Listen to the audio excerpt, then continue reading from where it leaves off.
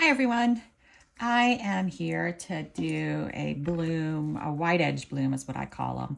I am not a huge fan of what everyone's doing with the web effect. I'm not a huge fan of the white around the outside, so I've been privately playing with mine um, just because I don't know about them. Let me know in the comments how you feel about the white edge web effect blooms. But I am going to do one today. And the way I do them is the white around the edge, but then a big bloom so it sort of takes up more of the design. I am using craft resin. It's a 1-to-1 low viscosity resin. I have let it's warming up to, right now I'm at 32, almost 33 degrees Celsius. I find with this effect, I do need my resin to be a little bit warmer. I don't know if it's because I am using a lower viscosity resin. I think some people use a higher viscosity resin, but this is what I like to do. So first I'm gonna pour for my white, just a little bit in my cup.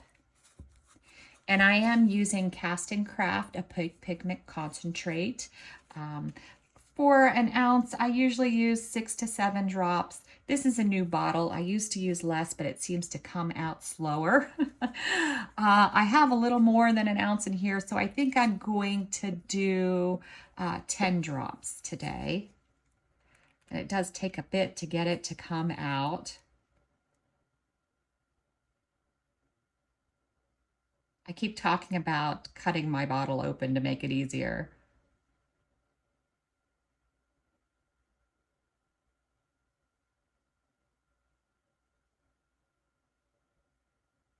Da-da-da. Should be like a timer going off, playing like Jeopardy music or something. It really is hard to get out. I jammed a pin in it, but it didn't really help me do it or get any more out faster. I may need to put a couple drops more because I do want this white to be opaque, a little stronger than the white I would do for my regular blooms. Actually, it's looking pretty good. Look where we're going. And remember to stir until you don't see strings. That's what I like to call them. It's the same when you stir your resin or your colors. You want a solid color, no stringies. All right, that looks good. Now, the other thing I'm going to do, again, because I rebel against the white, is I have from Laura's Art Corner this gold that I like to add. It's a lighter weight than the mica powder. And I just add a good bit on my little bitty spoon.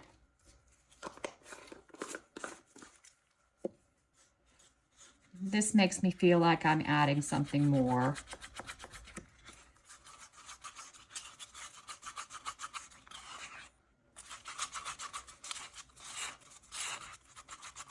All right, and then I have my cup and my piping bag, and I do use a piping bag for when I do this.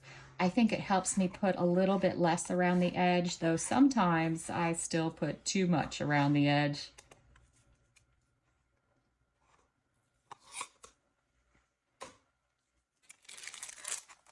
Move this out of my way.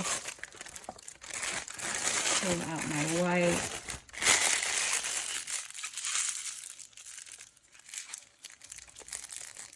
Give it a good turn and pop a little snip in the top. I'm still going to do it small because I do want to be able to use it for my bloom. And then I'm just going to go around. This lets me be a little bit more precise when putting it at the edge of the mold. I don't have the world's steadiest hands, so this helps me.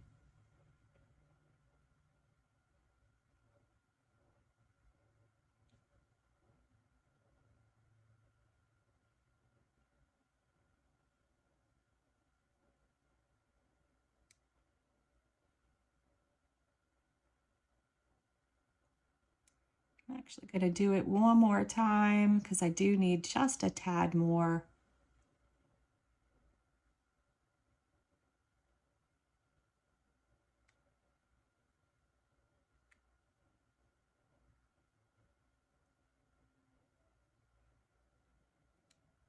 And I just call these white edge blooms.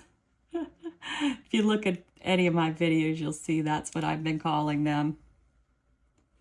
All right, put that back in my cup, and then I'm going to pour my resin into the mold.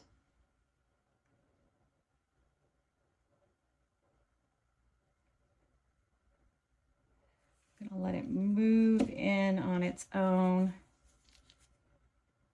I think that looks like plenty. It should move into the mold. We'll check in a minute to see if I need to pour a little bit more. I am using Ranger alcohol inks today. I have Botanical, Cosmopolitan, and Flamingo. Looks like it's filling the mold pretty good. Might have a tiny bit left over to do something else. All right, so now let's do our alcohol inks. I'm gonna open it off to the side just in case I have some crumblies in the top. I'm gonna do 2 in the center.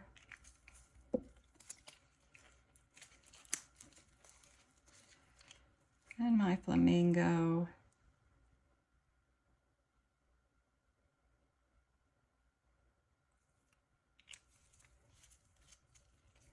I'm going to do my little bit lighter, just a couple more drops on the outside.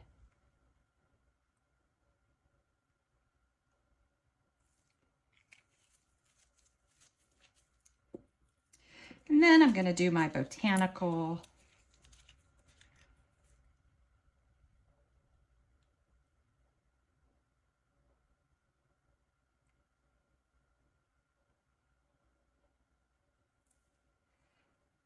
Maybe, yeah, I think I'll leave it like that. Let it spread a little bit. I might do one more Botanical. Where do I want to do it? In between these?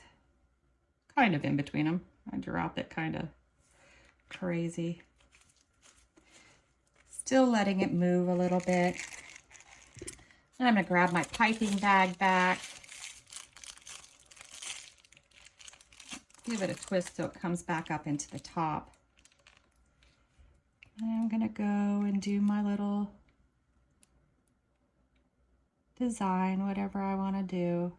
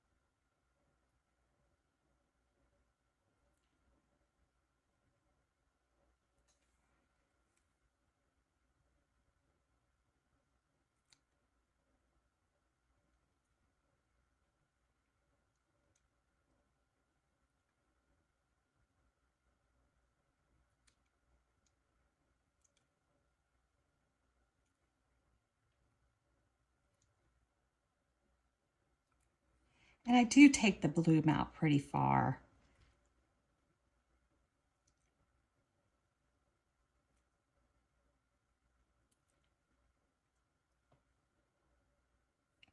Let's see.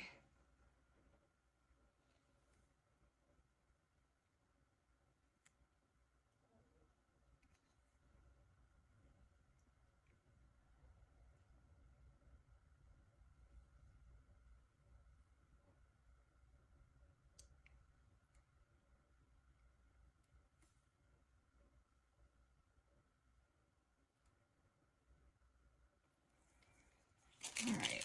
So there's that.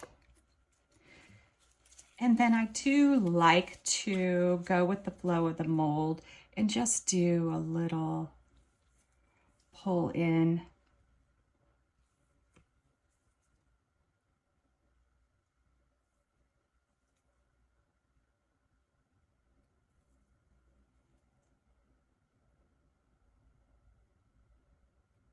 And then a little spiral.